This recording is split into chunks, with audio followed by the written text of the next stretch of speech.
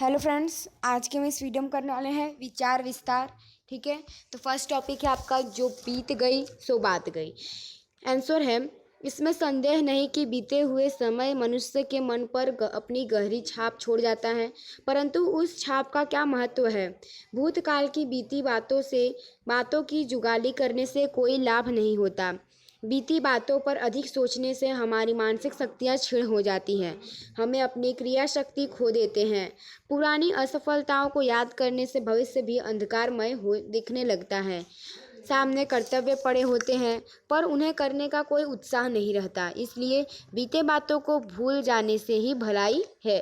पुरानी शत्रुता, पुरानी कड़वाहटें दिमाग से निकाल दें और वर्तमान में चैन से जीने की कोशिश करें। हम आशा का आंचल थाम कर मन में नया उत्साह जगाएं। इससे हम एक नए जीवन का अनुभव करेंगे। इसलिए जो बीत गई सो बात गई उक्ति में यही आशय है कि हम विगत से सुख मुरझाए फूलों को फेंक कर अनागत के पुष्पों की सुगंध का आनंद लें। सेकंड टॉपिक है कर भला होगा भला। ठीक है, तो कहते हैं कि जैसी करनी वैसी भरनी। जैसा हम करेंगे वैसा ही पाएंगे। आम के बीज बोएंगे तो आम के मीठे स्वादिष्ट फल मिलेंगे और बबूल बोएंगे तो कांटे मिलेंगे। देने और पाने की यह शाश्वत परंपरा है। इसलिए यदि हम किसी का भला करेंगे तो निश्चित रूप से हमारा भी भला होगा। भलाई का बीज कभी व्यर्थ नहीं जाता। यदि हमने भलाई का बीज बोया है तो हमें उसका वृक्ष से भलाई के फल ही मिलेंगे। चींटी ने शिकारी के पैर में काट कर तोते की जान बचाई तो तोते ने उसे डूबने से बचाया। एक ग्रीक गुलाम ने सिंह के पैर से कांटा निकालकर उसे राहत दी तो सिंह ने उस पर आक्रमण न करके उसे गुलामी के जीवन से मुक्त करवा दिया। इस प्रकार की हुई भलाई के रूप में ही वापस मिलती है। थर्ड है, बड़ा हुआ तो क्या हुआ जैसे पेड़ खजूर। बड़प्पन वही है जिसमें उदारता हो, परोपकार की भावना हो। केवल अधिक धन दौलत से ही कोई बड़ा नहीं हो जाता। खजूर का पेड़ बहुत ऊंचा होता है। भूखे पथिक को न उसके फल खाने को मिलते हैं और न थके राही को वह पर्याप्त शीतल छाया दे पाता है। उसके ऊंचा होने से किसी को कोई लाभ नहीं होता। कवि बड़ा उसी को कहते हैं जो दूसरे का भला करे और परोपकार में ही अपने जीवन की सार्थकता अनुभव करें।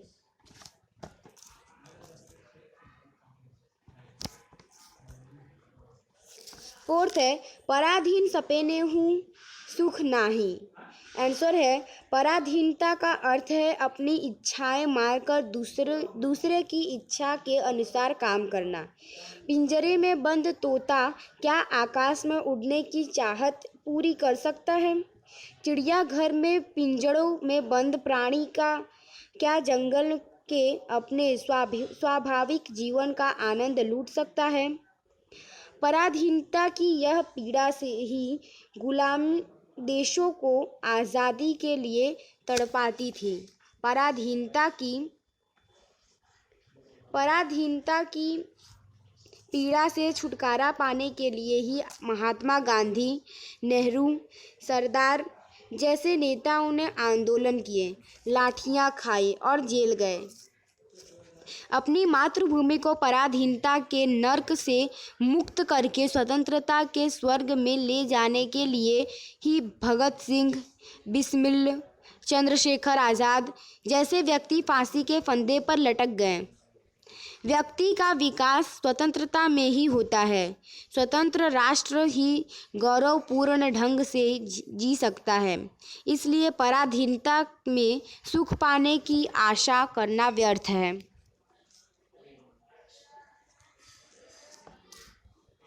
5th नंबर, आवत हिया हर्षय नहीं नैनन नहीं सने, तुलसी तहाँ न जाइए कंचन बरसे मेघ। आंसर है, जिस घर के लोग मेहमान को आया देखकर प्रसन्न न हो और जिनकी आंखों में मेहमान के लिए स्नेह न हो, ऐसे घर में यदि सोना बरसता हो तो भी नहीं जाना चाहिए। हमारे सामाजिक संबंध प्रेम और आदर के शुद्ध भावना पर टिके हुए हैं, धन संपत्ति पर नहीं। पैसों पर टिके हुए संबंधों के पीछे लोभ और स्वार्थ की भावना रहती है। ऐसे खोखले संबंधों को हमें महत्व नहीं देना चाहिए और न ही इस तरह के लोगों के घर जाना चाहिए। ऐसे लोगों के यहाँ जाने से केवल उपेक्षा और अपमान ही मिलेगा, अतः उनसे दूर रहना ही अच्छा है। 6 नंबर, गुरु कुम्हार शीस कुंभ है, गढ़ी गढ़ी काढ़े खोट, भीतर हाथ सहार दे बाहर बाहें चोट। आंसर है, कुम्हार मिट्टी का घड़ा बनाते समय उसका बेढ़गापन दूर करता रहता है। बाहर से वह घड़े पर हाथ से चोट करता रहता है, परंतु भीतर वह हाथ से उसे सहारा देता है। गुरु भी कुम्हार के समान होता है। वह बाहर से कठोर रहकर शिष्य के दोषों तथा बुरी आदतों को दूर करता है, परंतु भीतर से वह उसके प्रति बहुत ही सहृदय रहता है।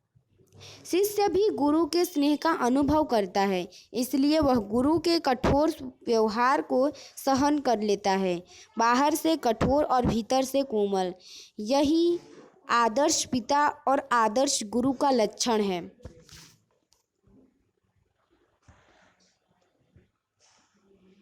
7 नंबर, ऐसी बानी बोलिए मन का आपा खोए, औरन को शीतल करे आपहु शीतल होय। आंसर है, हमारे जीवन व्यवहार में वाणी का बहुत महत्व है। वाणी के सदुपयोग से हमारे विरोधी भी हमारे समर्थक बन सकते हैं और वाणी के दुरुपयोग से हमारे मित्र भी हमारे शत्रु बन सकते हैं। इसलिए हमें ऐसी वाणी बोलनी चाहिए जिसमें अहंकार का भाव न हो, क्योंकि अहंकार से ही वाणी के कटुता आती है।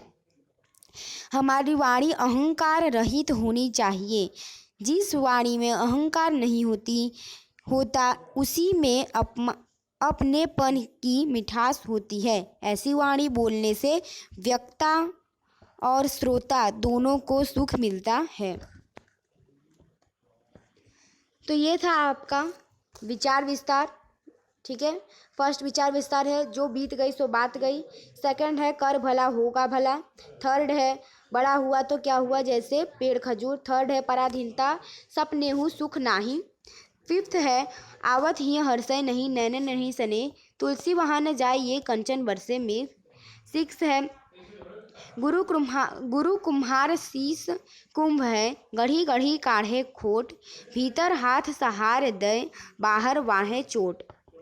7 है ऐसी बाणी बोलिए मन का आपा खोए, औरन को शीतल करे आपहु शीतल होए। ऐसे आपके साथ हमने विचार विस्तार करा दिए हैं। अगर आपको कोई और टॉपिक के ऊपर विचार विस्तार चाहिए तो आप हमें कमेंट कीजिए, हम उसका वीडियो बना के आपको प्रोवाइड कर देंगे। ठीक है, मिलते हैं। जय हिंद, जय भारत। वीडियो अच्छा लगा तो लाइक कीजिए, सब्सक्राइब कीजिए और शेयर कीजिए।